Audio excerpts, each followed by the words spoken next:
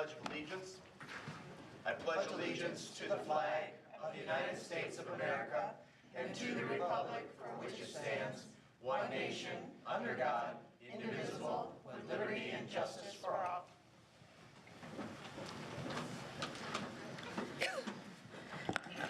Okay, members present this evening are myself, Mayor Morrow, Council members Gearbaugh, CO, McClellan, Mitchell, Dillon, and Mayor Pro Tem Tahar.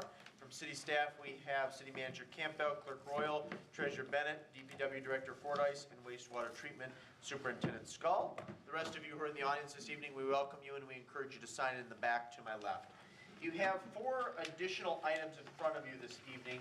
One is the annual report from the Saline Area Historic Society. Another one is a memo from the Saline Parks and Rec Department dated March the 26th, 2018 regarding the Youth of the Year Award. The third is accounts payable. It's an adjustment. There was a $12 amount to Saline Area Chamber of Commerce that was removed from the accounts payable. And then last, but certainly not least, was a letter that was emailed to me just before 6 o'clock from Cindy McNeil, one of the co-owners of Max Acadian Seafood Shack. Had I received this letter earlier, I would have provided it to you then, but again, I just received it before 6 o'clock. I have the clerk's office printed off. It is in regards to the 3 items under the new unfinished business portion of our agenda tonight. So with that, are there any additions to our agenda? If there are none, then the chair would entertain a motion to approve. Yes? I'm sorry, I would like to add to the discussion, council, I'm not sure exactly what it's worded as in our budget, Todd. It's training fees. Training fees will be after the wastewater treatment update. Is there a motion then to approve the agenda as amended? So moved. Moved by McClellan, seconded by Dillon. All those in favor of approving the agenda as amended signify by saying aye. Aye. Opposed say nay. Ayes have it, the motion carries unanimously. There are no absences this evening, so we'll proceed to the presentation portion of our agenda. First up is the Saline Area Historic Society annual presentation, and we invite our former council colleague and community leader Jim Peters forward. Jim, the floor is yours. Thank you, Mr. Mayor. Good evening, everyone. Each year, the Saline Historic Society presents the council with its annual report. You should have a copy in front of you. If you'd like to read it later on, please do. In the meantime, I'd like to touch on a couple highlights for 2017 for your benefit and the benefit of folks in the audience, perhaps people viewing at home. So, it was a busy year last year. We currently have 240 members. 34 of those members are local businesses. 4,965 people visited our 2 museums in 2017. 6,468 volunteer hours were logged, and the federal government would put an estimate on those hours at over $153,000. We had 125 second graders attend our Living History program at Runter's Farm. It's life on an old-fashioned farm. It's our 18th year, and it's an outstanding program, and this year that program won an award of $500 from the county. The kids come and they hang laundry on a clothesline and they plant potatoes and make a meal in an old-fashioned kitchen, and they really enjoy it, and we enjoy having them. Around 200 people attended our 3rd annual Wayne Clemens Memorial Independence Day celebration at the depot. We had velocity rides, antique tractors display. We had our 1907 Oldsmobile on display as long as with our carriage.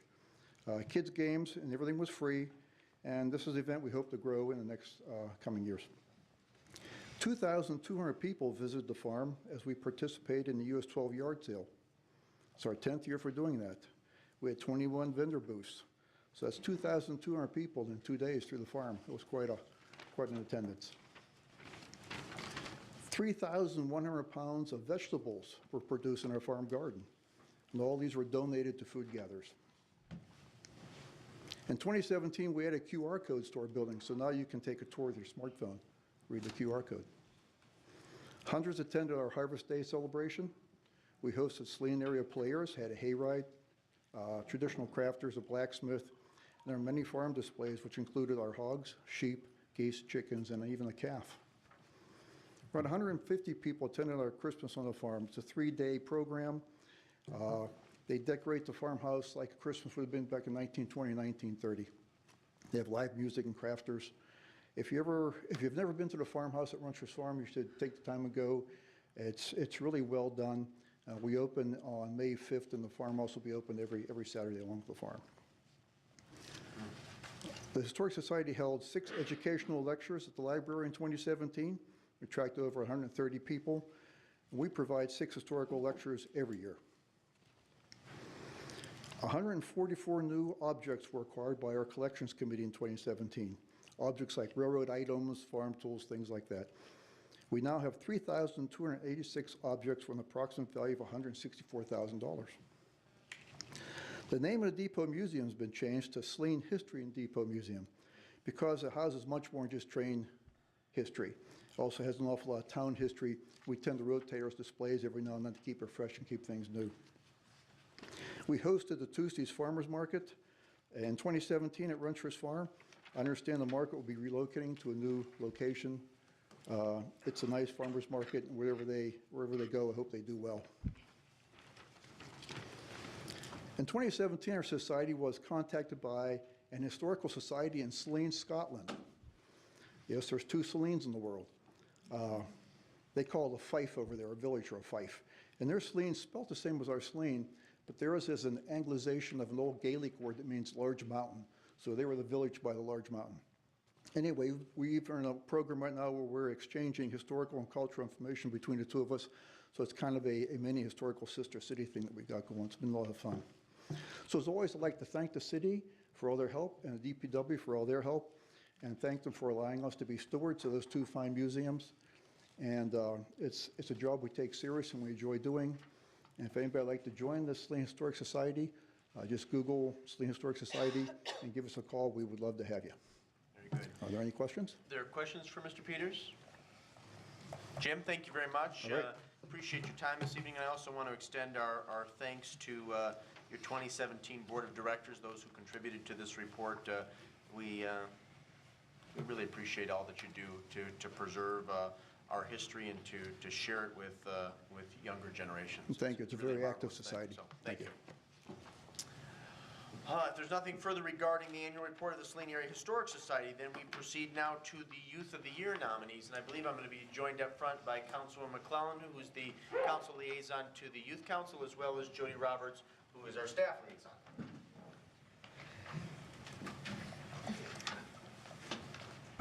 I'm going to turn this, hopefully you can hear me.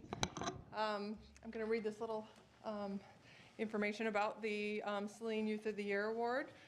The Saline Area Chamber of Commerce Committee invited the City of Saline Youth Council to organize and promote the 16th Annual Youth of the Year Award in conjunction with the Saline Salutes Award program held on March 30th. This prestigious award recognizes a Saline Area School District resident in grades 7 through 12 who has made a positive impact in the community in 2017. Nominees are recognized for their volunteer efforts and should fulfill these 3 requirements: initiated change to better the Saline community, sustained participation in extracurricular activities in the last 2 years, not benefited financially from volunteer efforts. There were 5 outstanding students nominated this year. These young women have volunteered hundreds upon hundreds of hours in this community and beyond. They are leaders and role models in many different clubs, organizations, and ventures. I'm proud to call them the best of the best. I'm going to invite Jody to read off your name. So come up when she reads off your name and get your certificate. And we're also going to honor our Saline Youth of the Award winner, our Youth of the Year Award winner this year, because she was on spring break when we had the celebration. So I'll give it to Jody. All right, Amanda Coy.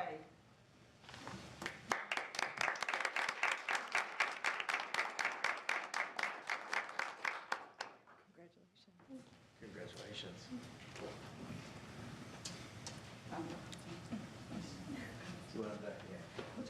Yep, good.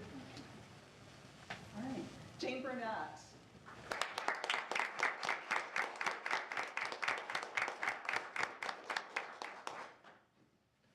Congratulations. Thank you. Congratulations. Kayla Johnson.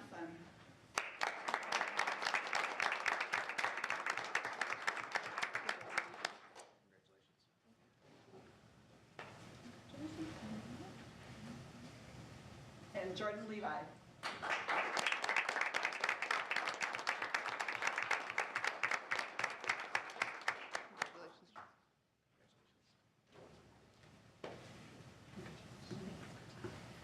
So Melinda McCabe was the winner of the Youth of the Year award this year, and Melinda was actually at University of North Carolina, Chapel Hill, auditioning for a big scholarship. So she wasn't able to attend Saline Salutes. Her dad and Abuela were there for her, but we wanted to be able to honor you here as well. Come on up, Melinda. Melinda is also our Saline Youth Council president. Thank Congratulations. Congratulations. Thank you. There you go. Thank you. And she got a scholarship.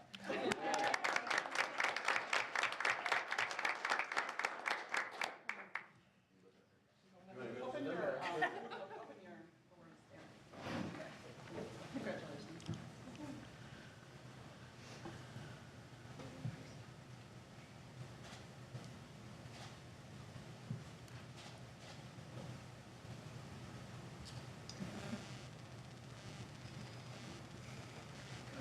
Congratulations, ladies. Thank you for being here.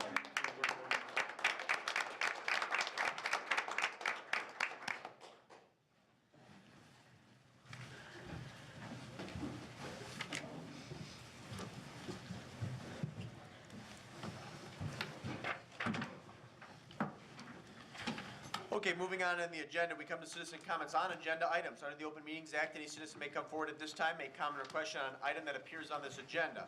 Comments will be limited to 3 minutes per person. Anyone who would like to speak is requested but not required to state his or her name and address for the record. Are there any citizen comments? Yes, our library director, please. Good evening. Sorry.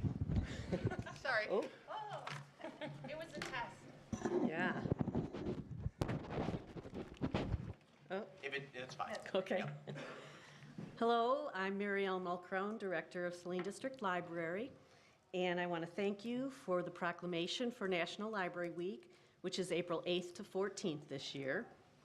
And I'm also here to encourage everyone to visit our library in person or online at any time. You might be surprised by what the library has to offer. You can come in to find a good book, use a computer, attend a program, listen to a story, make a craft, participate in a book discussion, view our changing art exhibits, or just come in and sit down and relax. The library offers so many wonderful resources that you can find in person or check our website, and we have expert help in using those resources. So part of our celebration for National Library Week is a special exhibit this month. Actually, we have special exhibits pretty much every month, but this month it is book face display.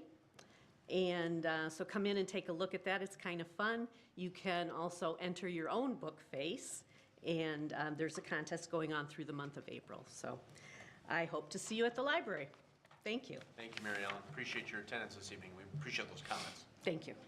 Are there additional citizen comments on agenda items?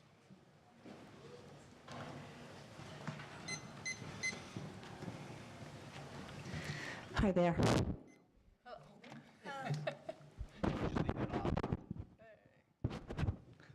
My name is Holly Andrews. I live at 205 North Harris Street, across the street.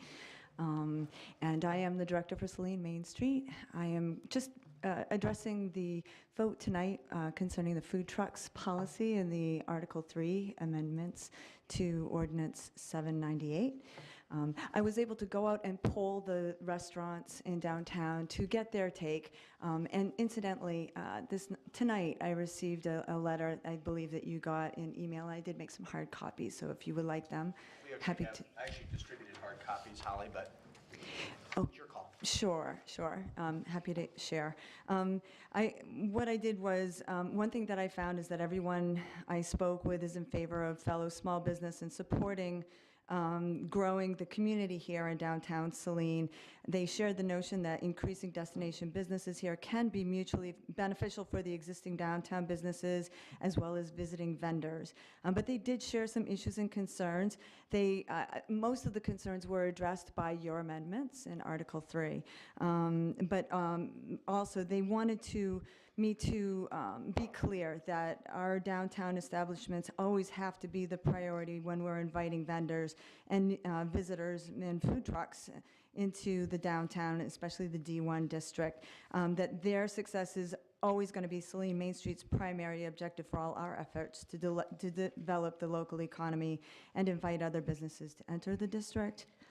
But also, I think what's really important to them is a lot of them are interested in food trucks coming, but a lot of the restaurants are very concerned that it really needs to not interrupt with events that are designed to support their success, and having a successful event, increase their business during an event that's designed to do that. And that if there was a designated area for food trucks, it would work better for them. It would also work better for them if they were given the opportunity to fill some of those designated spots first. Those were just some of the things, some of the ideas that they came up with. But of course, as you had stated on your amendments, that parking does not get displaced, and that they take care of their own refuse and recyclables, and that they never block the entrance or visibility to the restaurants, and certainly don't do anything to detract or attract business away from our existing restaurants and businesses, as you guys had stated in your amendments. Thank you so much. So thanks for your time. Thank you, appreciate it. Additional citizen comments on agenda items? Then we proceed to the consent agenda. The following consent agenda will normally be adopted without discussion. However, at the request of any citizen or council member, any item may be removed from the consent agenda for council discussion. Is there a motion? Move to approve. Thank you, Ms. Submitted. McClellan. Is there a second? Second. Seconded by Ms. Mitchell. Is there any discussion? No discussion? All those in favor signify by saying aye. Aye. Opposed, say nay. Ayes have it, and the motion carries unanimously. We move on to unfinished business, item 18-38. This is proposed zoning ordinance number 801, an ordinance to add new section 5.18 to the Saline zoning ordinance to allow mobile food vending units in certain zoning districts. The first motion is a motion to acknowledge receipt of the March 14th, 2018 memo from City Clerk Royal, and to approve and adopt or not to approve ordinance number 801, an ordinance to add new section 5.18 to the Saline zoning ordinance to allow mobile food vending units in certain zoning districts. Move to acknowledge? It's been moved to acknowledge. Is there a second? Second. Seconded by Mr. Gearbaugh. Clerk Royal, do you care to make any comment at this time? I will answer any questions. Okay. Are there questions for Clerk Royal or city staff? Please. I'm sorry. Okay, yes, when I read through the draft, I still have some questions.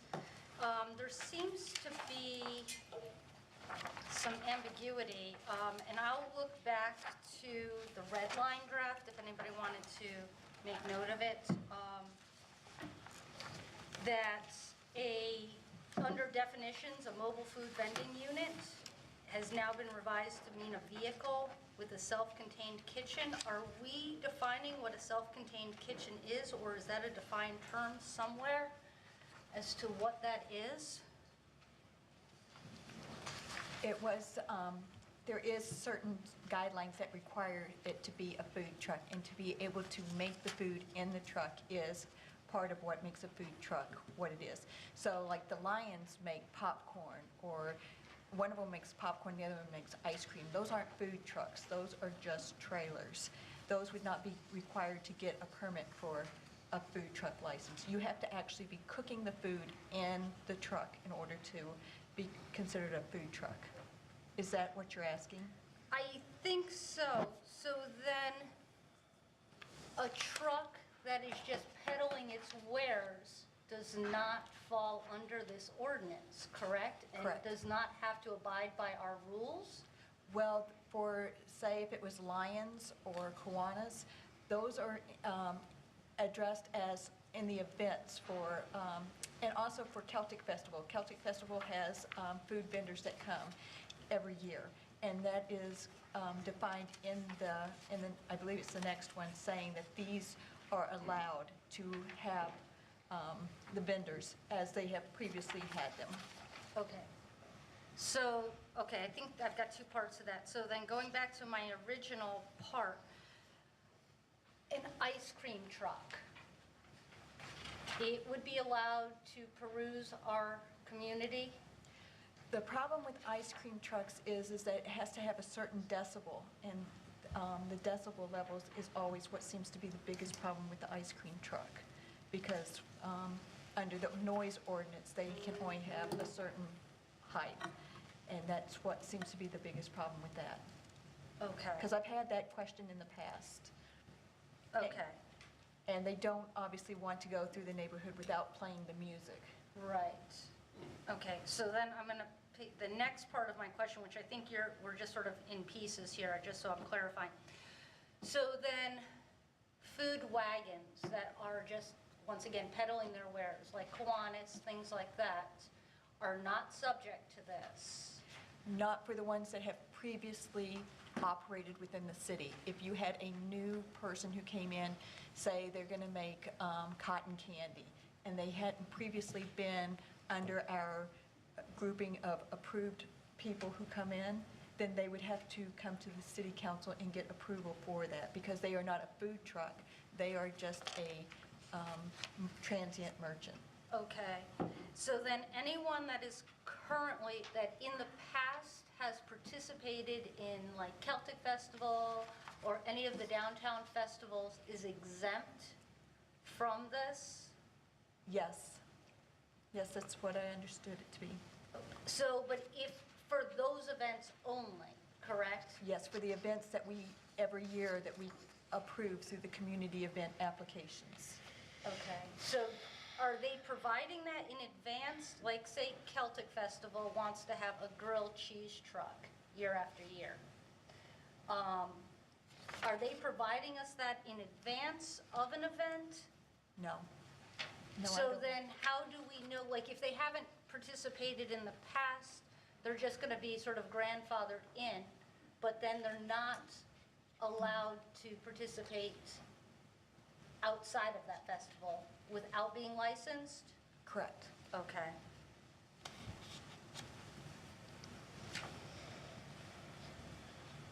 Okay, okay, well, that takes care of that part of it. Then my next issue stems from the 12-foot clause and how we determined the 12-foot clause. Where's that? That would be in, let's find it.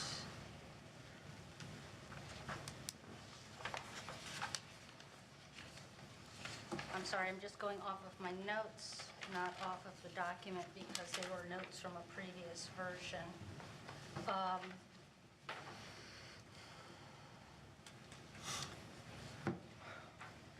While I locate that, if anyone else has questions, I'd be happy to defer. Are there additional questions? Councilwoman Mitchell. I really find myself of two minds about this ordinance. One of my concerns is that on my last reading, I don't think it included any type of specification about noise. Is that correct? Well, that is for, we were talking about for ice cream. She was saying if ice cream was coming through, but that's under a noise ordinance. Okay. I was just using that as an example. I see. So when I was researching other communities who had this type of ordinance, they had a specified time of operation and concern about noise. And so, for example, I think one of the cities had, nothing before 9 a.m., nothing past 10 p.m. And I wonder if anything has been considered along those lines for us. It does have on the application the hours. Okay. And that would be a staff recommendation if it would be approved or denied, I believe. So I'm so sorry. Can I clarify and I beg your pardon, I did not catch that on the application. Could you, I'm so sorry, Ms. Royal. Could you help me find that on the application where it talks about hours?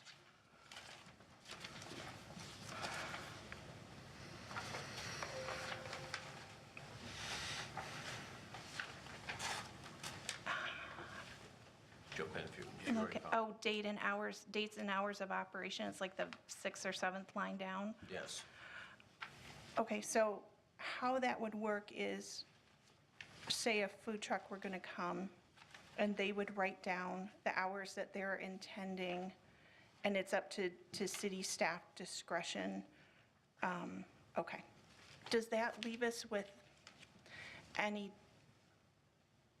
pushback? Would a food truck vendor say, well, I can operate, till 10 PM in Troy, or, I mean, does that? We're new at this, so I don't Right. know. But if we got pushback, we could always bring it back to city council. I see. Okay, all right. If I may, Mr. Mayor, to that point, I mean, certainly consistency is always a good practice to follow, but also each one is based on its own merits, meaning depending on what the detail is on, but in general, if it was just in general food truck, then yeah, we would be consistent with those hours. But again, depending if someone had, I can't come up with an example at this point, but if something had something out of the ordinary to your average food truck, for instance, that may determine a reason to deviate from the normal time. I see. Oh, thank you. Additional questions? Ms. Dillon? Oh, I think Mr. Gearboss. Just one quick one, in terms of the zoning areas in which it's allowed in. I see where it indicates professional business. Don't we have some PBs that kind of cross over into residential? I don't have a problem with having all these trailers, the food vendor trucks and such, in, industrial and commercial areas and everything, but professional business sometimes could cross over into that aspect of being allowed in some of our more residential aspect areas. So I would prefer maybe not having that be one of the locations in which it would be allowed. I don't have a problem, I want to make sure that we uphold property rights, but definitely residential and professional business, you normally do not anticipate having some kind of food vendor hanging out there in those type of locations. Additional comments or questions, Mr. Seal?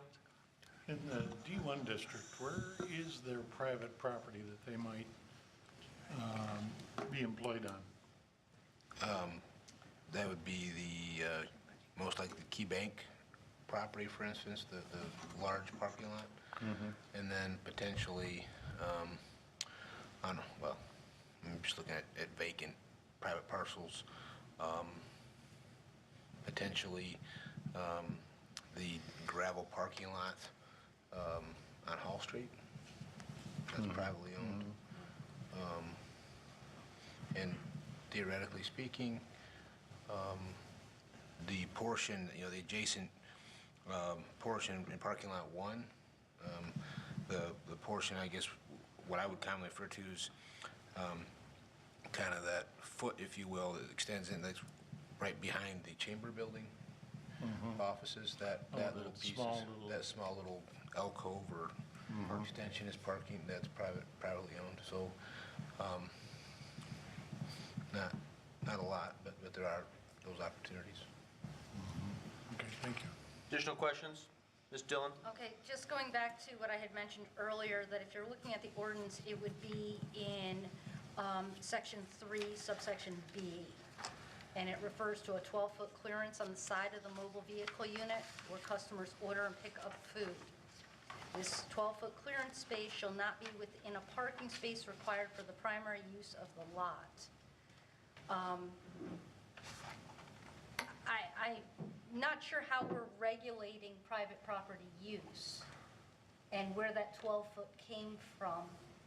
I mean, I could see if it were to jet into a sidewalk or city property, but to have a unit that's self-contained on private property, I'm not sure what that subsection is meant to do. I believe that is for wheelchair accessibility, so that you don't have any, you have the ability to, with strollers or a wheelchair, to get through there without being, so that there's no restrictions to get to the food truck. I know we do that with our sidewalk tables, that, you have to have so much clearance for people to pass through. Right, but it's not 12 feet. I mean, that seems excessive. I mean, it's like we're trying to make so many obstacles here to make it to where this is not going to be a viable option. Because it's not just 12 feet, but it cannot be 12 feet within parking spaces. If it's a parking lot, it's going to be parking spaces for the most part within that lot. So I guess I just don't understand the verbiage. So that's where I have issue, and, you know, besides the issue of trying to regulate private property use in that regard. Additional questions regarding the motion to acknowledge receipt. Mr. Gearboss. Just, could you clarify on the 12 feet, where did that come from? Was it recommended by our code enforcement officer, our attorney? It was through our attorney. Right, I believe that based on some other similar ordinances that they've drafted, I believe that's where the 12 feet came Okay, from. so it wasn't a random thing, it was based upon some other predecessor? Correct. Anything further regarding a motion to acknowledge receipt? Then we'll proceed to vote. It's been properly moved by Dillon, seconded by Gearboss to acknowledge receipt. All those in favor signify by saying aye. Aye. Opposed, say nay. Ayes have it, and the motion carries unanimously. How about now a subsequent motion to approve and adopt or not to approve ordinance number 801, an ordinance to add sections 5.18 to the Saline zoning ordinance to allow mobile food vending units in certain zoning districts? I'll move to approve and adopt with the condition that professional PB be removed from one of the locations. That is an acceptable motion. Is there a second? Is there a second to that motion? I'll second for discussion. You clear on that addition? To remove the PB. Yep. Out of one of the zoning Do areas. you want to type that, and when you have that typed, do you want to read it back to Mr. Gearboss to make sure he's comfortable with that motion? Ordinance number 801, an ordinance to add a new section 5.18 to the Saline zoning code to allow, zoning ordinance to allow mobile food vending units in certain districts and to remove the PV district. Is that good, Mr. Gearboss? That's Okay. fine. Discussion on the motion? Ms. McClellan? Where are we discussing where are these professional spots? Up and down Michigan Avenue, all of them, I mean, the old homes, are that from probably US, from Davenport Street to Harris. Oh, okay. There are professional businesses on North Ann Arbor Street, primarily. So the house, the offices, all in-home those building things. businesses, There okay. are, and then there's some other areas in just different spot locations without the city. It just doesn't seem appropriate to have, where you're in kind of a residential area, to have somebody have the ability to put in a food truck that may be more. I think my opinion on that would be that the 12-foot thing, the 12-foot stipulation in there would be excluding those spaces anyway, because those parking spaces are so small that they wouldn't be able to fit into those without blocking the primary parking for those places. So, I mean, my house backs up to one of those professional buildings, and I wouldn't have any issue with it, but that's just me personally, so. I understand that some of the ones on the north side of Michigan Avenue do back up to, you know, neighborhoods and stuff, so. Ms. Mitchell, did you have a question or comment? I have mentioned feeling really torn about this ordinance. Every single resident that I've talked to, and it's been a number of residents, really wants food trucks downtown. And every single restaurateur does not want food trucks downtown. So I feel really torn about this. And I understand the idea of talking about parking, but it feels like an overreach to say to a business that they can't determine how to use their own parking lot. So I believe I will be not supporting this language tonight. It doesn't mean I don't support food trucks in general. I do, but I'm not comfortable with the language tonight as it stands. Okay. Additional discussion on the motion? Mr. Seal? I guess I'm intrigued, and I apologize, I wasn't here at the meeting where this was first discussed and then later set aside for this meeting, but about the whole discussion about can we actually set a restriction on how private property parking lots are utilized? Does ordinance supersede their private property rights in the D1 district? Would you care to comment on that? Thank you, Mr. Mayor. So, I mean, we do that in every zoning district that we have, right? I mean, you regulate uses, that's what zoning is about, right? Yeah. So you regulate what's allowed in certain districts and what's not allowed. So in effect, this would disallow the use of any of the food trucks in the D1 district. Not as it's changed, no. This was changed, reference the discussion at that particular meeting. I believe there was, at the time, I think there was maybe 3 thoughts, because the original version did just what you're saying. They said not allowed, right? And the private property in the downtown area, essentially. So after discussion at that meeting, I believe the consensus was to amend the proposed language to allow that in the D1 and D2. Certainly, I don't want to speak for any if I'm incorrect, but I believe that on private property. I believe that was the way the discussion went, but please correct me if I'm wrong. So that's what this language, this new language that's before you this evening, does allow that to occur on private property in the D1, D2 area. Right, but let me go back and try this one more time. My understanding of your description of the private property in the D1 district was parking lots. Correct, right, it would be in a private parking lot, correct. So if we're not going to allow the use of the food trucks in a parking lot where it would obstruct a parking space, then it would not allow for the use of food trucks in the D1 district, is that correct? Correct. And not to put Mr. Har on the spot, but from the Code Review Task Force discussion, that what came out of the Code Review Task Force was to do just that, was to recognize the folks in the restaurants, the bricks and mortar, if you will, Right. restaurants.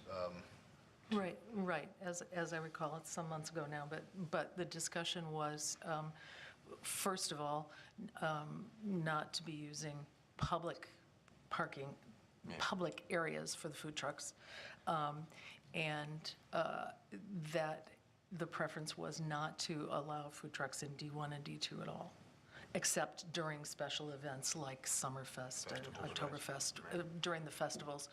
But that's a one-time thing, not an ongoing licensing issue. So we didn't get into all of the details about blocking parking spaces or any of that. It was just, we don't want, we didn't feel it was, the consensus was that food trucks should not be on city property and publicly funded parking spaces, like on the street, for example. And that was sort of where the discussion ended. So we didn't really get into some of these finer points. Anything further, Mr. Seal? Well, let me ask my question one more time. Maybe I'm being obtuse on this. The way the ordinance is written, does that disallow the use of food trucks in the D1 district because the private property that exists there are all parking lots?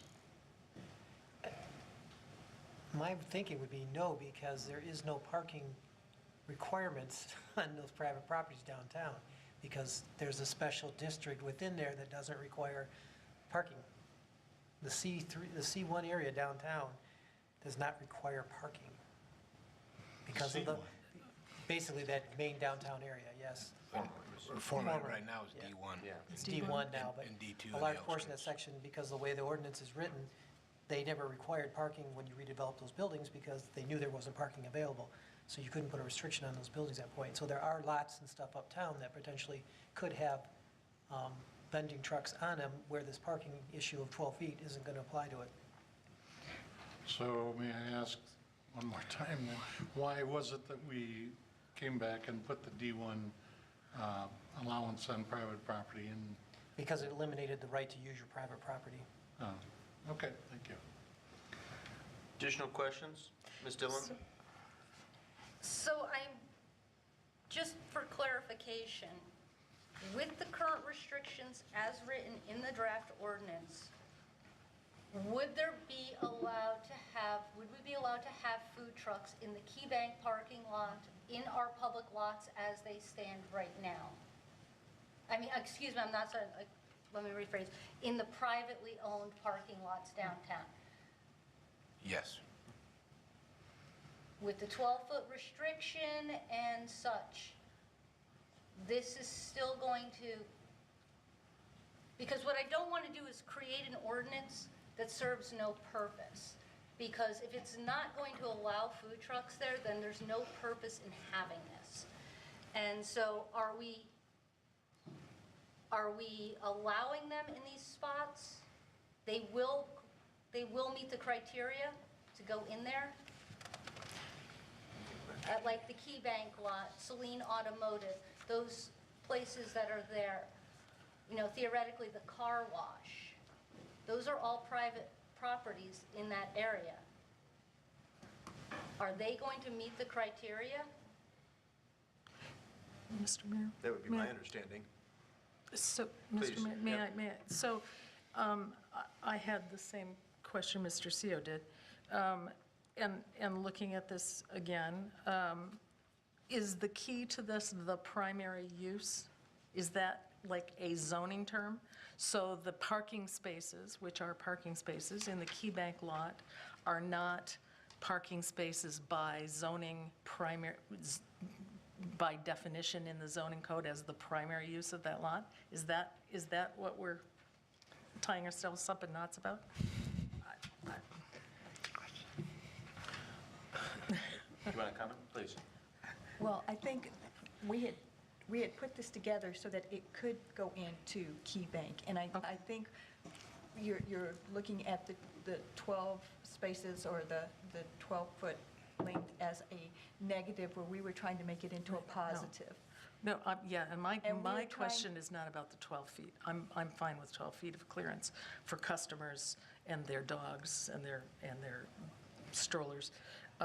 But it's just understanding what's a parking space, what's a primary use parking space versus just a parking space, I guess. I'm completely confused. First page. Additional questions or comments? I guess I'm not clear. So I'm trying to think of other private lots. So like the resale boutique has a lot behind it. And even Hartman Insurance has a lot. So would this truck be able to, would Hartman Insurance be able to, within the regulations, host a food truck on their private but I don't understand about the park. It's the parking lot, the lot space thing. I just don't understand it. I'm really sorry. Yeah, let me, well, I'm sorry, Ms. McClellan, you had your hand up. That was a similar question, yeah. Raise a question or ask a question or raise a concern. Here's my feeling, and there is a motion on the floor that was moved by Gearboss, seconded by myself for discussion. An amended motion on unfinished business 18-38. It appears from the comments that I'm hearing at the dais is that there are still some concerns on a variety of items, including parking. Ms. Dillon has raised the 12-foot issue. It appears, if I'm putting words in your mouth, Councilmember Seo, I apologize, but since you're relatively new to this issue, it seems that you have some questions about what's being proposed in the downtown area as well. So there is a motion on the floor. It can either be accepted or rejected. Assuming, or putting on my hat as a prognosticator, assuming that it does not pass, my recommendation would be, one, to get additional clarification on this issue and bring it back, or potentially add it as a discussion item at a future meeting, discuss the matter thoroughly, try and develop consensus. I thought we had developed consensus, but try and develop consensus, alleviate concerns, and then subsequently bring it back as an action item. Does that make sense? Okay. All right. Is there additional discussion on the motion in front of us? Ms. Tahar. Yes, so I would like to, one of the points of clarification, if we move forward or continue down the path of permitting food trucks in D1 and D2, I apologize, I'm not on top of my game today, on privately owned lots, do we also, does that imply that then the owner of the lot is the sponsor of the food truck? There, that So you want clarification on that? Yeah, I as would well? like clarification on that, or, you know, some sort of acknowledgement that the direct involvement of the owner of the private property is part of this process. Okay. Yep, we can get clarification on that. Additional points of clarification, Mr. McClellan? I would like to move to table the discussion until we can get the, can we do that, or do we have to vote on both this down first? We should really vote to reject the motion, if that's the consensus of council. There is a motion on the floor, and actually, once a motion is offered, it really belongs to the group, not to the person who moved it, nor to the person who seconded it. So there is a motion on the floor moved by Gearboss, seconded by Marl. Is everyone clear on what the motion is? All those in favor of the motion signify by saying aye. Opposed, say nay. Nay. Nays have it, and the motion fails. My recommendation, Councilman McClellan, and obviously the chair will entertain any motion that's appropriate, but it would be my recommendation that this be added as a discussion item at our next council meeting. Staff would reach out to legal counsel in the interim to try and get some clarification. We would have discussion on the issue then, try and develop consensus, and it would come back at our first meeting in May for action, which does not necessarily require any subsequent motions on the 3 issues that are before us under unfinished business. Is everyone good with that? Ms. Tar, Mayor Pro Tem Tar? Yes, yes. First of all, yes. And I would also like to request, I appreciate having comments from interested parties in advance to review. So having this, the letter from the McNeils is very helpful. I'd also like to, if it's not an imposition, ask that Ms. Andrews and Main Street write up.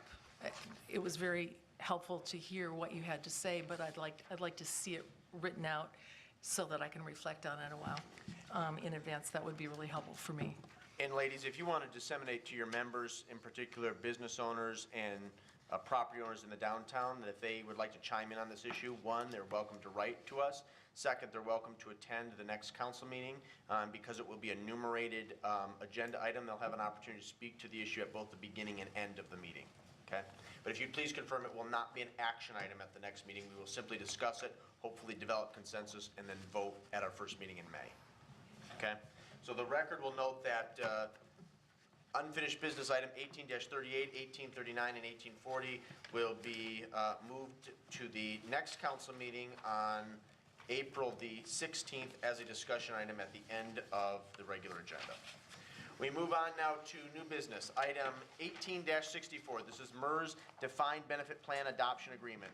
This is a motion to acknowledge receipt of the March 15, 2018 memo from City Treasurer Bennett to approve or not to approve the Defined Benefit Plan Adoption Agreements as presented. Move to acknowledge and to approve. Thank you, Councilmember Gearboss. Is there a second? Second. Seconded by, oh boy, I'm going to give that one to Councilwoman Mitchell. Ms. Bennett, your memo speaks for itself, but obviously, It was me, Mayor Mo. Say again? It was McClellan. Oh, I'm Mitchell. sorry. Sorry, ladies. That's okay.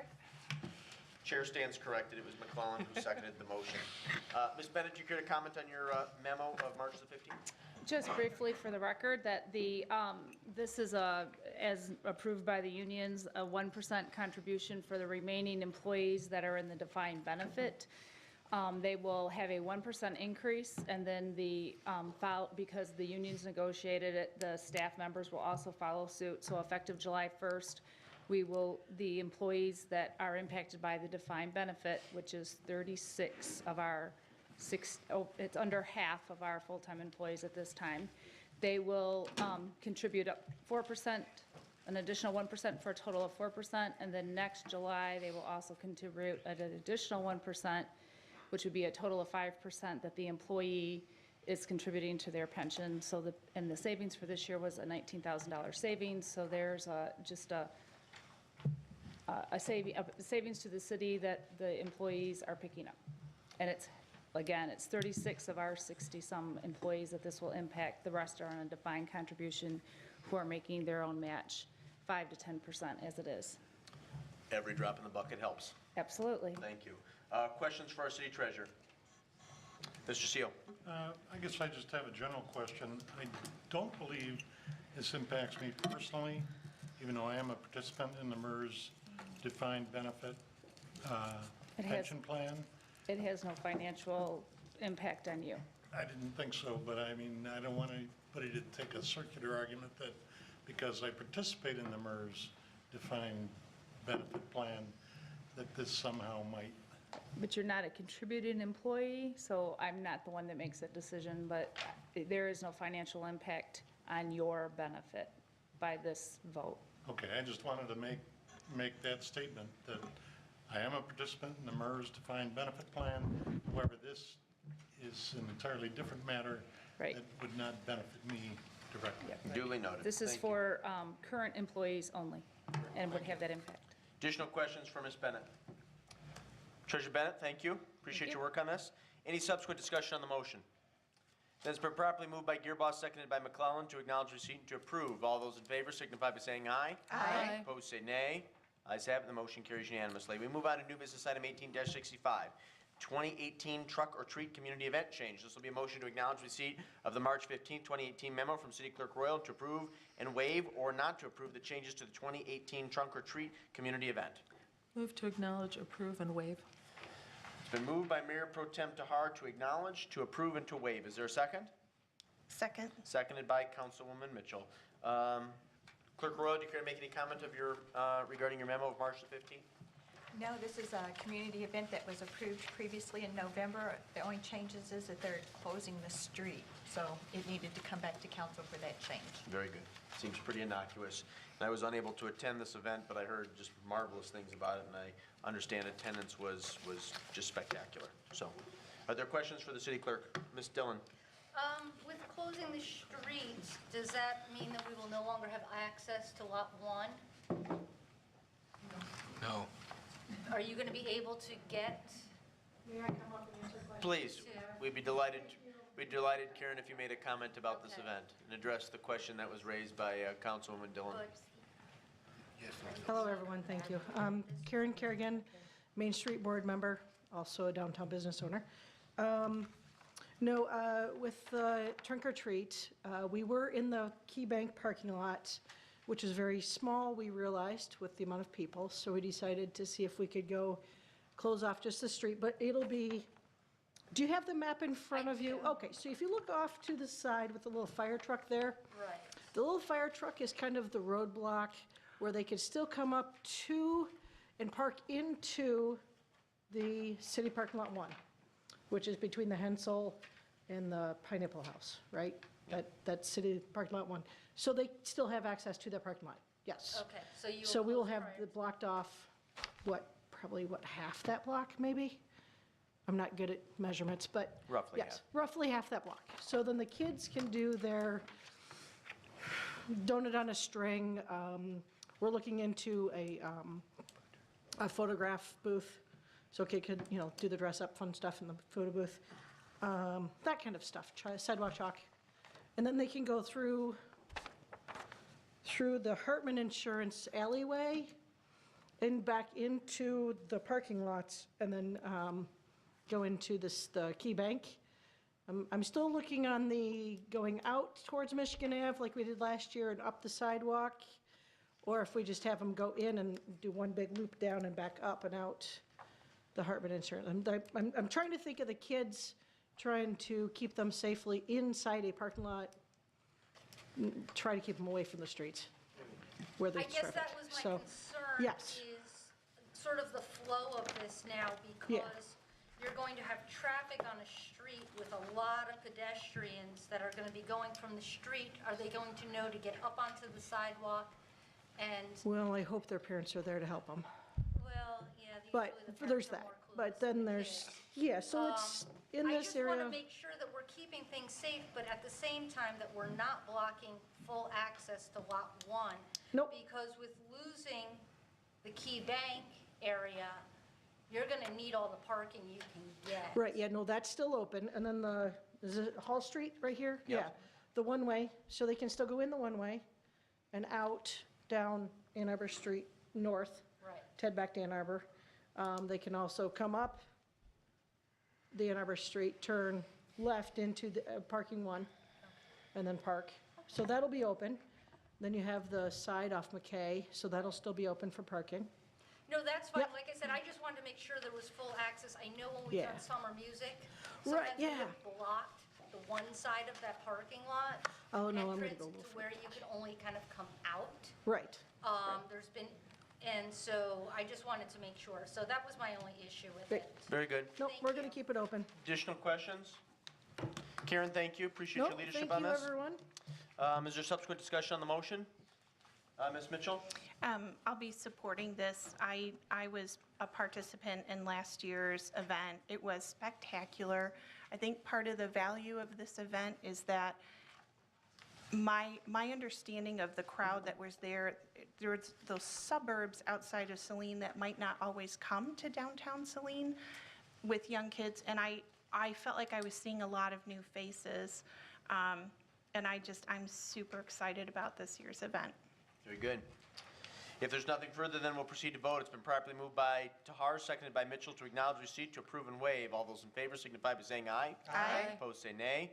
Ayes have it, the motion carries unanimously. We move on to new business item 18-66. This is a resolution to approve the Washtenaw County Solid Waste Management Plan 2017 amendment. This will be a motion to approve or not to approve the resolution to approve the Washtenaw County Solid Waste Management Plan 2017 amendment as submitted. Move to approve. Moved by Tahar, seconded by Mitchell. Mr. Fordyce, we had a work meeting on this subject with some of our colleagues from the Washtenaw County Water Resource Office. I always want to say Drain Commission. So we've reviewed this thoroughly, but if you want to make a brief comment now, we would welcome that. Basically, so the state of Michigan requires every county in the state to have a solid waste plan. The Water Resources Commissioner and the County Department of Public Works oversee the plan for Washtenaw County. They opened it up for modification a few years ago based on an application from a landfill to expand. That application eventually was withdrawn, but they continued with the refresh process because it had been over 10 years since it had been updated. As you mentioned, we had a work session at the March 19th meeting to go over the goals and within the plan, and here it is tonight. They do require a certain number of the local units to approve the plan before it can be submitted to the state for final approval, and that's what the county is seeking here tonight. Very good. Questions for Mr. Fordyce? Mr. Yearbaugh?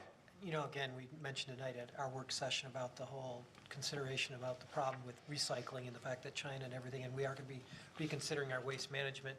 Is there anything in here that we need to be cognizant of, or do you think this will help us move forward with that issue? So some of the goals within the plan are increased recycling and diversion rates, and that obviously becomes more challenging if recycling becomes more expensive. But there's also components in there for collaboration between the county and the local units, and they've been actively studying a regional recycling solution. In fact, I've got a meeting with them next week or the week after that to further discuss that. So I think, you know, the plan does not specifically address that exportation of recyclables limitation that we're facing right now, but it does kind of create a framework for problem solving around these issues. And it doesn't prevent us from the fact that we can't get rid of our recyclables through a recycle process, that they can be trashed. Yeah, scale it back. Thank you. Additional questions for Mr. Fordyce? Mayor Pro Tem Tahar? Not a question for Mr. Fordyce, but a comment. The Environmental Commission has had a chance to, some attended the work session, and all of the members have taken a look at the plan, and at our last meeting, they were very much in favor of council approving this plan, or approving the resolution. Very good. Any additional discussion?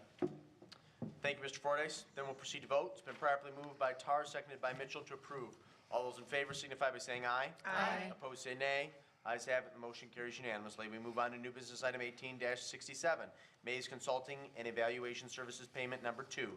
This will be a motion to acknowledge receipt of the March 20th, 2018 memo from Parks and Rec Director Scruggs, and to approve or not to approve pay request number 2 to Mays Consulting Evaluation Services in the amount of $79,635.72. Move to approve, or move to acknowledge and approve. Thank you, Second. Mr. CEO. Was that Mitchell? Mitchell. Excellent. So it's been moved by CEO, seconded by Mitchell to acknowledge receipt and to approve.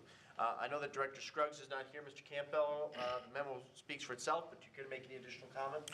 Sure. Just very briefly, as it says, this is the second of two payments to Mays Consulting for their oversight on the main portion of the rec center, Saline Rec Center roof and building improvements project. As it's noted in here, because the contractor, CEI, went beyond the deadline for completion, we encountered additional $12,510.72 in charges for oversight, and you also may recall that was taken care of by CEI, giving us a deductor credit. So they are paying that cost of the overrun.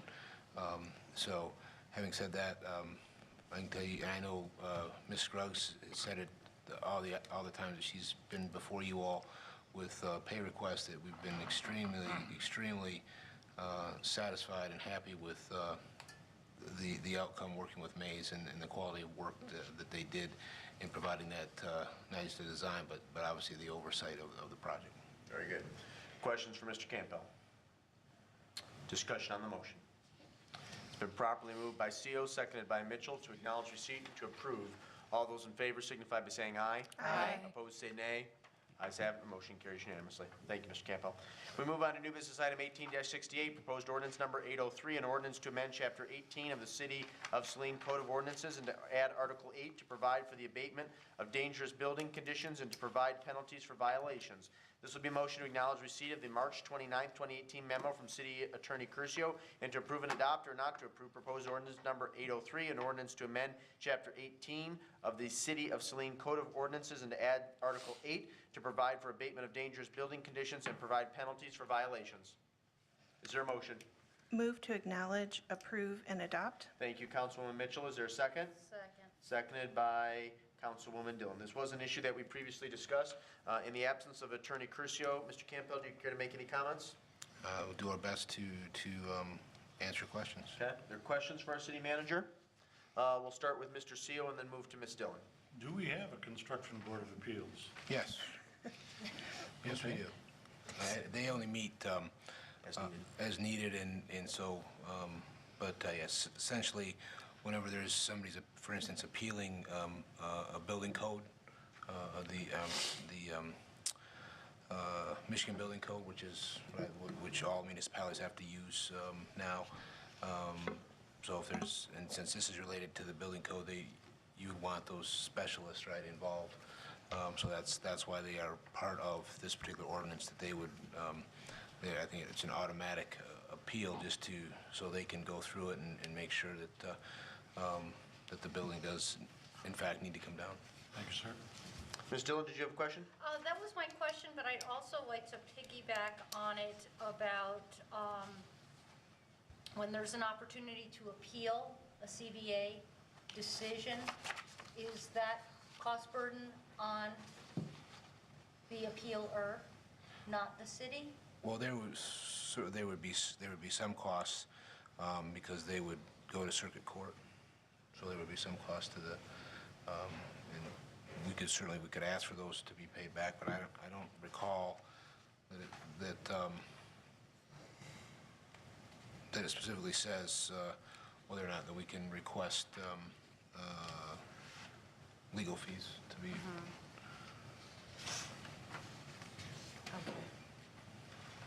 Okay. I just wasn't sure whether or not we were going to incur fees and timing issues as a result of this, or if that was, because it didn't seem as though it was specified in, when there is language about the cost of demolition and fees. Yeah, I don't believe that. But that seems more from the front end of a situation versus the backside. Mr. Campbell, perhaps you could touch base with either Mr. Curcio or Mr. Smith. I'm sure we can alleviate Ms. Dillon's concerns, but certainly, perhaps in But that your will weekly not, communique, you know, provide clarification on that. Right, no, it doesn't preclude me from voting on this. Just a clarification. Yep. Additional questions? Any subsequent discussion on the motion?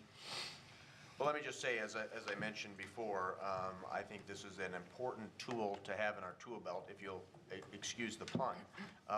But providing the citizens and our city some recourse for dangerous buildings, abandoned buildings, or derelict structures is of critical importance. And we've seen, we can reference a few specific and timely examples in our community. So I thought it was very important to move forward with this policy change. I appreciate how quickly legal counsel turned this around, and I will be enthusiastically voting yes on the motion that's been offered by Councilwoman Mitchell and seconded by Councilwoman Dillon.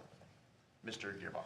And I think from the Planning Commission standpoint, this is more of a tool to help facilitate change in a piece of property. The goal is not to have to go out and demolish and do whatever. It's more a goal to have something that we actually can be able to use in the event that, should those occur, and as the mayor has said, become an issue of safety for the public and whoever else may be in danger.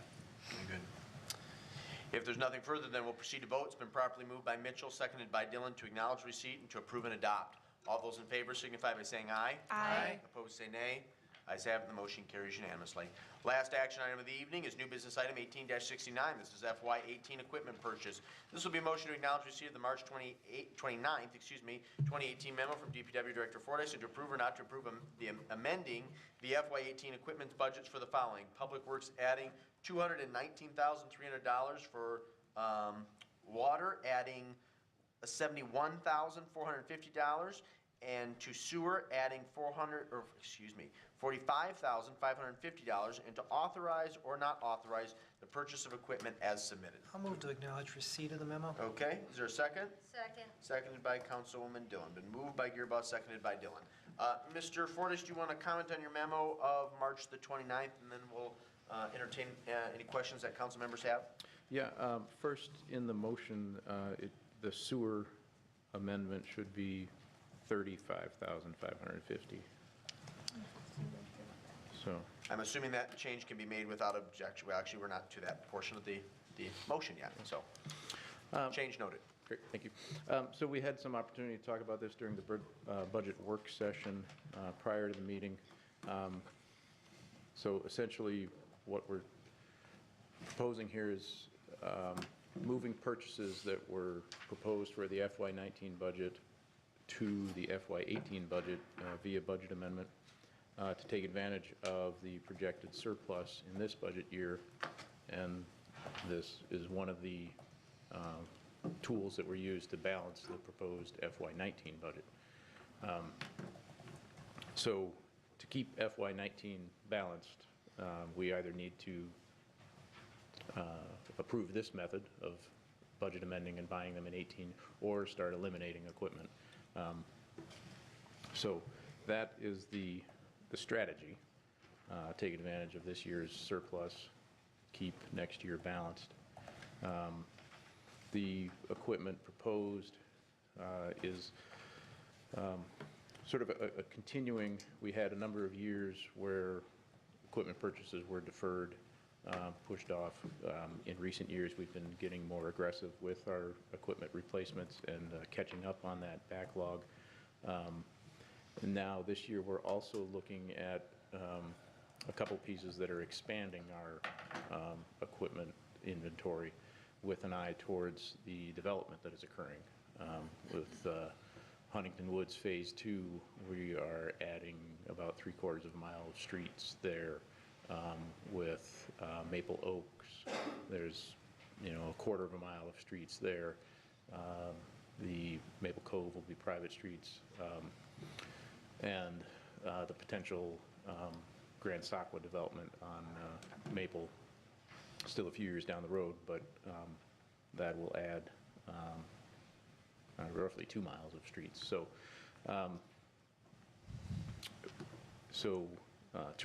one of the pieces of equipment in this proposal, the Toolcat, is an additional unit to expand our capabilities. One of the pieces that's still in the FY19 budget, the snowplow, is an additional snowplow, and it's a larger one than we have in our fleet currently. So those are two pieces that are looking towards the future, the near-term future, and expanding our equipment capabilities. Most of the rest of these are replacements of old equipment. The backhoe is a replacement of a late 1980s backhoe. The fuel pump slash tank, that's upgrading to our fueling system, the DPW, which when it was designed and installed was a backup fuel system. And due to changes in the local marketplace has become our primary fuel system, and it's rather small to serve that purpose. We've been getting by with having multiple deliveries per week, but during larger snowstorms, we are down to the bottom of our diesel tank by the end of the storm, and I don't ever want to get completely empty there, so this would enlarge our fuel storage capacity. The wood chipper, very expensive piece of equipment.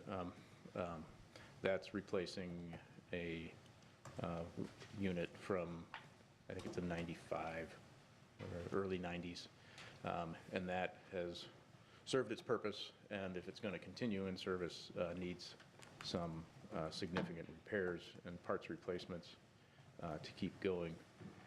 But obviously, my preference would be to get a new one and operate this one for the next 20 years or so. Hearing protection, that's a very brief description of what that is. They're actually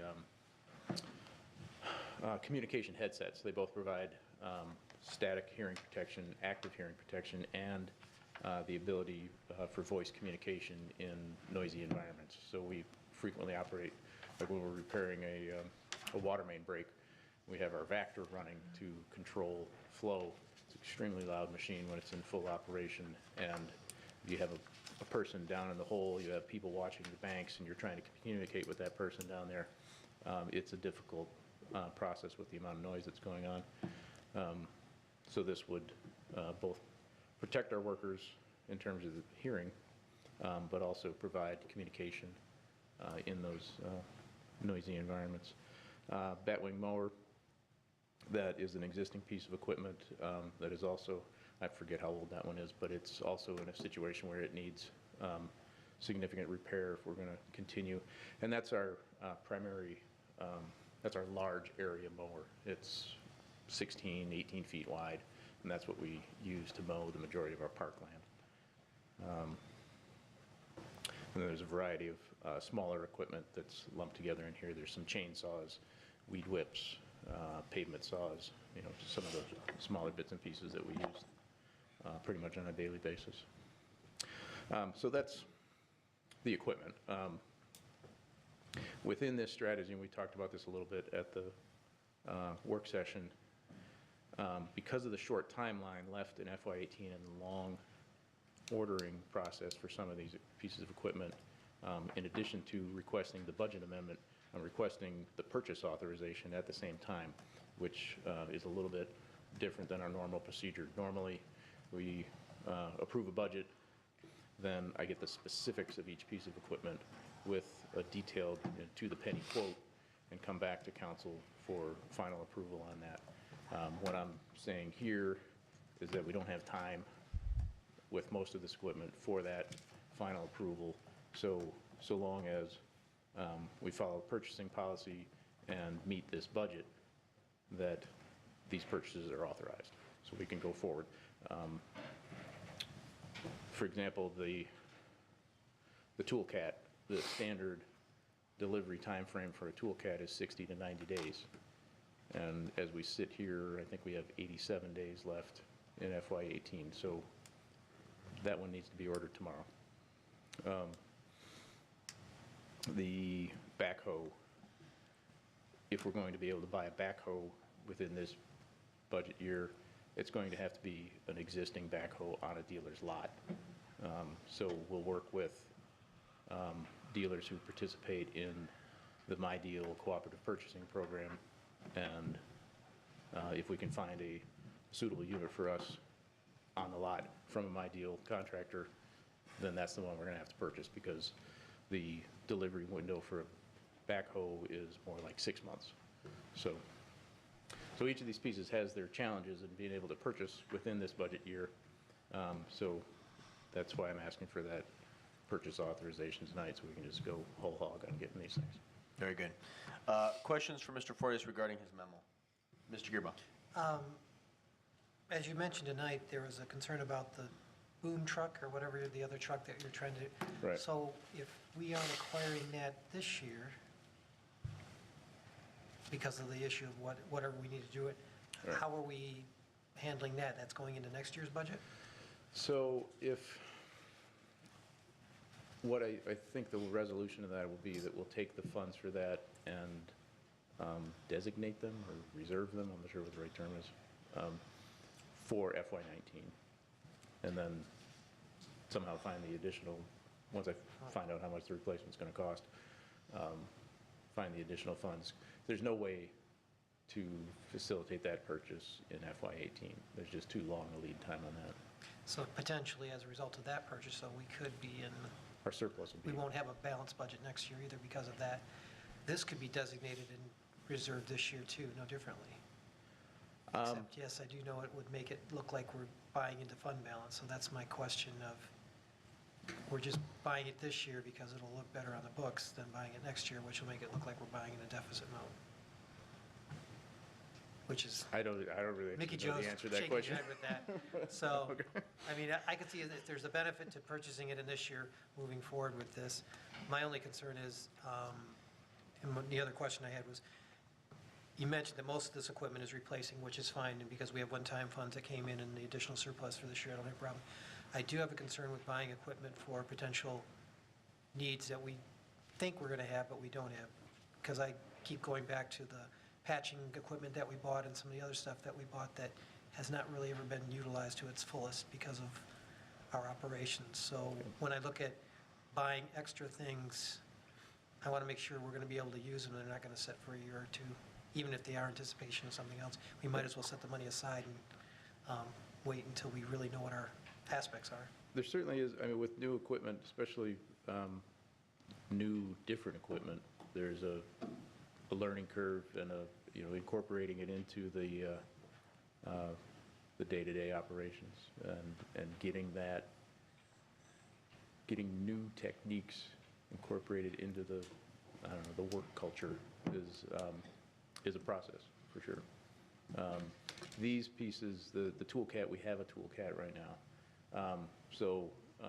Actually in my budget proposal, I listed this as an additional unit / early replacement because the toolcat we have, again, is fairly old and has, some issues. So that's a well-known quantity, that's incorporating that into the workflow. There'll be no issues there. Thank you. Additional questions? Ms. Dillon? So just go back to the clarification on the boom truck and the $60,000, because I'm not sure I'm following the process.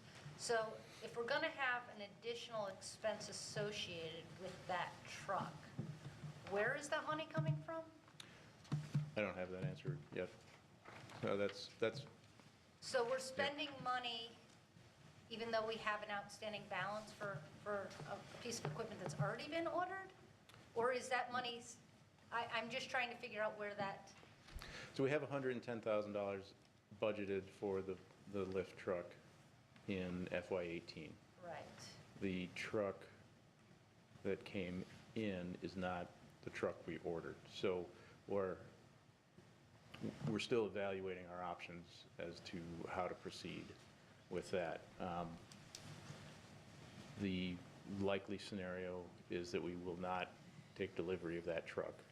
We'll have that $110,000 remaining. We'll designate those funds for purchase of a different bucket truck in FY19. And yes, there's still, the alternative bucket truck will be more expensive, and we need to identify where those funds are coming from. Okay.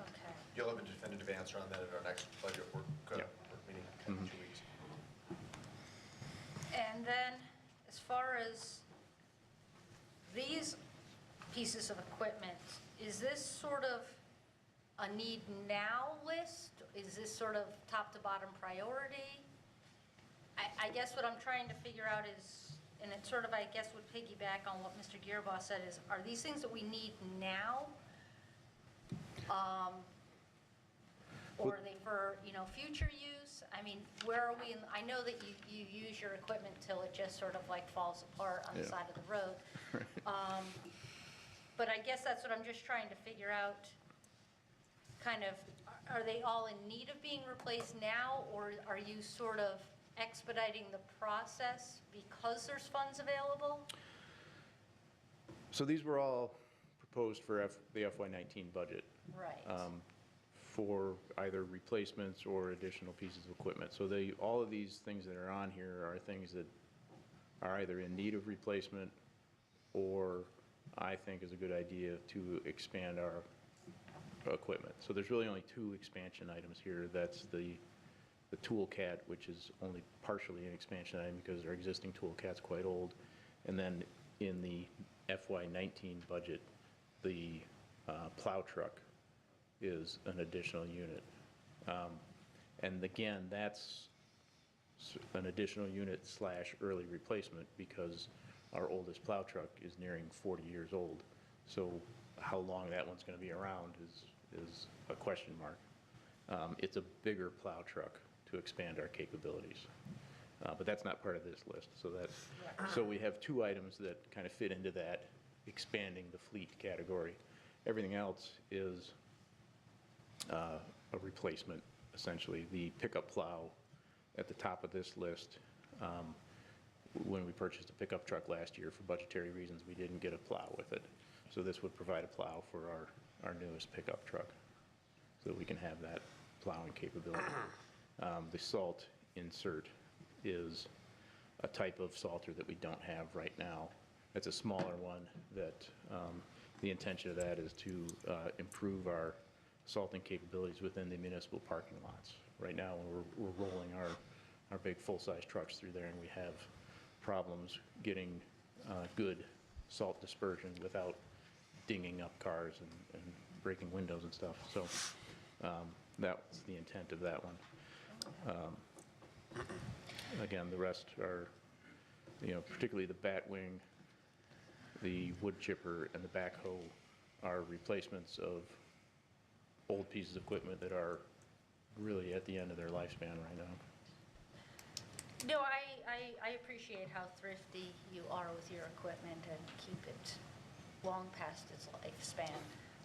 So that's not, I'm not doubting what you're saying. I guess what I'm looking more as, these are the things, if you have just a certain amount of dollars, this is what you want to spend. There's not going to be something else coming down the pike that you're sort of on the fence about, that there's another piece of equipment that you need. I guess if there's only a certain amount of dollars, I just want to make sure that it's spent wisely. Yeah. So, and that's, for what you say, that's your expertise on this. I guess my next question just goes either to Mr. Campbell or Ms. Bennett, which is, we have to physically take delivery of items before the end. We can't just order things. We have to have them in our possession.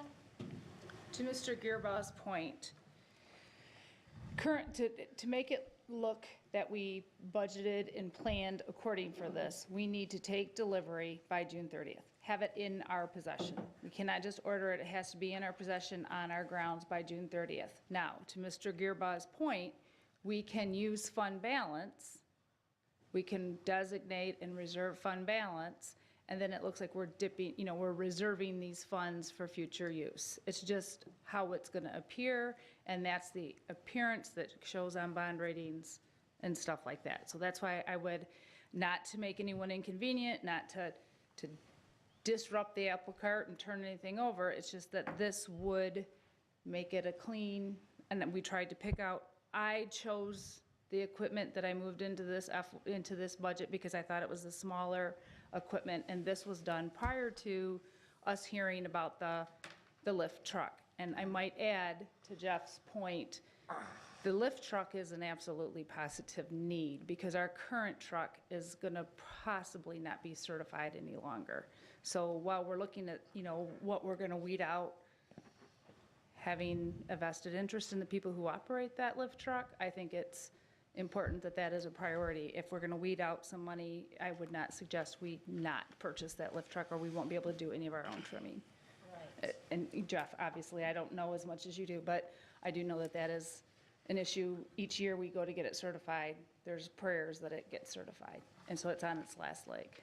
But this is a list that I came up with in an effort to try to balance the budget and make it the cleanest way. So then my last question, and then I'll let somebody else move on. I just want to clarify. So do we just have this bucket of money right now of excess funds? Is every department getting a bite at the apple? Or are we taking what we have as excess and putting it to DPW? Because I guess I'm just trying to figure out how you're prioritizing. I had a gap of $600,000. We discussed this at the work meeting. Right. And each department we cut, we went line by line and cut as much as possible. We have over $400,000 of equipment to the DPW. And so it was, what are we going to cut and what are our priorities, listening to the councils and their strategic plans and stuff like that.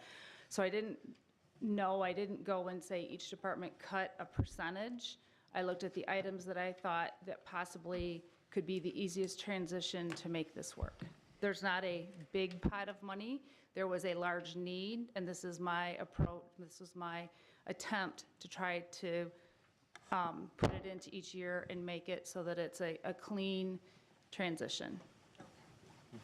There's no pot of money. I wish there was. Additional questions? Do you have a comment? Please. Thank you, Mr. Mayor. Just for clarification, this is similar to what was done actually in this current fiscal year, if you recall. So a year ago, when staff was presenting, we had software, some software, and actually the bucket truck, and a couple other things that we presented, saying if we were to get these land sales that were pending at that point, to consider that staff would bring these back for council consideration, and that's what we did earlier this fiscal year, back in 17. We brought the software as well as the bucket truck. I can't remember if there was anything else. It was just those two items. I thought there was 3 items that we, the speed signs we brought back, and based on the discussions we had during the work sessions, the budget work sessions, since we did have those land sales go through. And so this is similar, except instead of waiting and saying, here's a list of things we'd like if we have those dollars, but since we have those dollars, those again one-time dollars, that we're proposing that we spend them yet this fiscal year.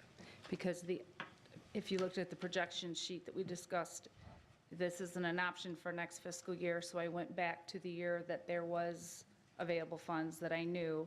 So that's the only reason it was done this way. Nothing. No, that was fine. I was just trying to figure out if there was a priority given to.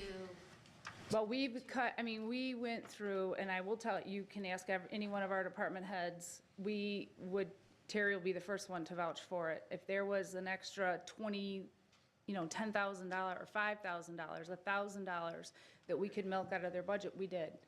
And we brought some of them back in multiple times to say, if you look at last year, you only spent this much, and this year you've only spent this much, why would you need this much more for next year? Bob Skull's another one that, we really wrangled him. So we take this down to hundreds of dollars, and when it comes down to a $600,000 gap, I was at a loss. So this was my approach. Thank you very much for all that clarification. Additional questions? Then we'll proceed to vote on the motion. Thank you both. It's been properly moved by Gearboss, seconded by Dillon to acknowledge receipt. All those in favor signify by saying aye. Aye. Opposed, say nay. Ayes have it, the motion carries unanimously. Jeff, or Mr. Fortes, excuse me, again, for the record, the $45,000 figure should be 35, correct? 35,550. Correct, okay, very good. Is there a motion now to approve or not to approve, and to authorize or not authorize? I'll move to approve and to authorize. Is there a second? Seconded by Mayor Pro Tem Tahar. Moved by Gearboss, seconded by Tahar. Any discussion? Well, I would just note, my preference, of course, would be to try our best to utilize the normal process and protocol. However, I'm very much in favor of approving and authorizing this motion because the outcome is what's more important, and it will allow our DPW to invest in equipment and technology that will allow them to better and more effectively serve the needs of our residents, business owners, and property owners. I'd also note that successful organizations often embrace a flexible approach to budgeting and investing in key pieces of hardware and equipment. So again, while I would have preferred following the normal approach, Ms. Bennett, I think this was a wise and prudent recommendation, and I'm happy to move forward on it tonight. Is there additional discussion? Seeing none, all those in favor signify by saying aye. Aye. Opposed, say nay. Ayes have it, the motion carries unanimously. We move on to the discussion portion of our agenda. Commission, committee, and task force reports from council members. Mayor Pro Tem Tahar. Yes, thank you. Just an update on my comments about the e-waste recycling event from last time. We had advertised it as April 28th, but that was not possible, and that's been announced. It's been put out on the Environmental Commission's Facebook page and various places, but just to reiterate again, e-waste recycling is not taking place on April 28th, and we believe we are close to being able to identify another date. I hope that'll be announced soon. And this is just, it's not plastic, but is just another evidence of the difficulty of markets for recycled material. Very good. Additional committee, commissioner, task force reports. Reports or other announcements? Oh, I have an Please. announcement. The Saline Main Street, the Saline Area Schools and the Saline Arts and Culture, the Saline Student Banner Contest is now open through the end of the week. So open to all Saline students, K through 12, whether you're in the Saline schools or you're homeschooled, just kids in that age range. And entries can be turned into the Saline Main Street office or any Saline school building. The theme this year is Celebrate Saline, and if you need more information, there's more information available on the Saline Main Street Facebook page or at Saline Main Street. So. Very good. Another report or announcement? Please, Ms. Tar. Yes, I'm sorry. From the Arts and Culture Committee. The Arts and Culture Committee, along with the Chamber, Main Street, and Rotary, are sponsoring the second round of Art Around Saline, and the call for artists is open. The deadline for that is April 20th. And there's a link on the Arts and Culture's page on the city website and Arts and Culture's Facebook page as well to the application material. Thank you. Mr. Scull, wastewater treatment plant update. We got 18 minutes before basketball game. 18 seconds, I'll be good. We open the bids tomorrow, bid openings tomorrow here at City Hall for the odor abatement work. It's been quiet. We haven't had any complaints called into the plant in the last 2 weeks. Everything's been pretty quiet. Okay. Questions for Mr. Scull? Ms. Dillon? And ask my normal question, how are your Nova filters doing? Funny you should ask. They went down last week for a day. The wheels that they plan on replacing in April 9th actually, one of the older wheels did fail. So they came in and replaced actually 3 of the older wheels. And then the 9th they'll come in with a totally different design. But yeah, they've been working, not ideally, but they've been running. Okay. And are we still not exploring other options? What I had suggested a couple months ago, and it's, of course it's totally up to you, is that we wait for their final improvements that they want to put in. They want new wash arms, new bearings, and new wheels. And then give that the 60-day that we had planned all along to do. Unfortunately, we haven't had 60 days where we haven't had an issue. But wait till we get these new parts in, the new assemblies, and give them 60 days to, and after that, then yeah, maybe we have to pursue something different. I'm not sure how to go about that or what that will entail. But I think we should give them time once they get their improvements that they came to us with, so they recognize that they had an issue. And what is the time frame to have all those improvements in place? They're supposed to be up here Monday, April 9th, and I believe it's going to probably take a week. And that'll be or so. for Yeah. everything, they'll Yeah. revamp it, okay. My next question is, do you have any kind of a running total as to what the cost has been for the new chemicals that have been added? Yeah, we do keep track of that, and I did put that in my next budget. Okay. This year's a little tight because I wasn't planning on having to do that when the budget came out, but we did make some changes. The peroxide does seem to work. It seems to be the best bang for the buck as far as something we can do in the makeshift in the meantime until the project's done. And that's fairly expensive. It's going to be about $9,000 every 6 weeks on that. So that's what, and we did start the misters and all the other warmer weather, you know, more passive ways of eliminating odor. Just Thank you started very this week. Yep. much. Additional questions, Mr. Gearba? So when you say we're spending the 9,000, but we're not spending any money on the odor abatement, That's true. so it's Well, basic. we are still running one of the main dual scrubbers still being ran, and we're still adding chemicals to that, but we are not adding it to the dual, the smaller one. And the only other thing, you have maintained a log on all of the replacements and everything we've been doing since day one. Yep, I got a log, and most of the replacements are replaced within 30 days anyway, so it's kind of hard to. Okay, thanks. Thanks, Bob. Appreciate it. Last up is training fees. Ms. Dillon. Okay, I just wanted to mention that council's each given $1,000 per year for training expenses. I'm about to exceed my budget, and so there's different avenues that we can look at. I can either quote-unquote borrow from another council member who's not going to be using their fees, or we can look at letting me go over budget and making an adjustment to the budget. Does anyone have any comments as to that?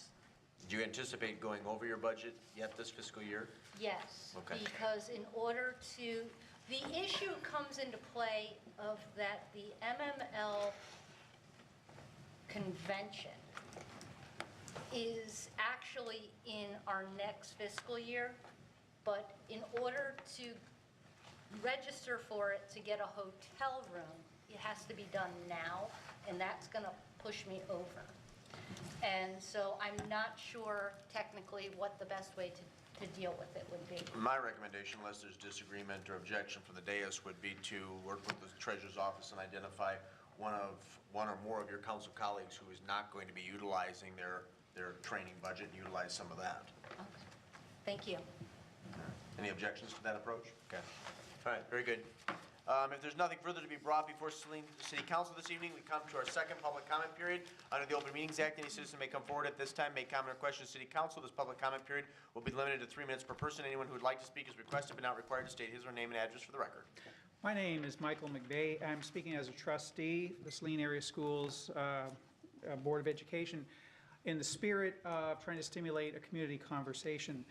Depression often carries with it a stigma for those who are afflicted by it, especially young people. And sometimes silence seems the most reasonable approach, and sometimes forcing the disease into the shadows is easier than reaching out and seeking help. Well, a week from Wednesday, on April 18th, Saline High School is going to host a screening of a film called Do It for Daniel, about the short life of Daniel Olson. Jamie Olson, a football coach, is also Daniel's dad. He created this film to document his son's battle with depression. Daniel was a remarkable person in many ways. He was a football star and an overachiever in Ipswich, Michigan. He loved his family, loved to help people. He was an active member of the community. His battle with depression ended in 2012 when he committed suicide. Jamie Olson, his dad, often visits schools, high schools, sharing his son's story and helping families by creating a dialogue about depression and its stigma.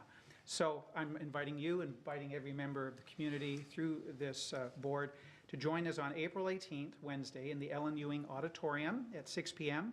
for this community event and the start of a conversation. All right. Thank you very much. Excellent. Thank you, Trustee McVeigh. And if you have any promotional materials, a flyer, we would be delighted to put those out. I happen to have 2 copies of the poster right here. Beautiful. We'll get those up tomorrow. Yeah. Any other public comments? Any other business to come before Saline City Council? Ms. McClellan? His announcement reminded me that there is also tomorrow night at the high school, I believe, yes, a forum on combating substance abuse tomorrow night at 6:30 to 8 in the auditorium. Very good. Please note our upcoming meetings. And at this time, the chair would entertain a motion to adjourn at 9:09 p.m. So moved. Moved by Gearboss, seconded by CO. All those in favor of adjourning signify by saying aye. Aye. Opposed, say nay. Ayes have it. This meeting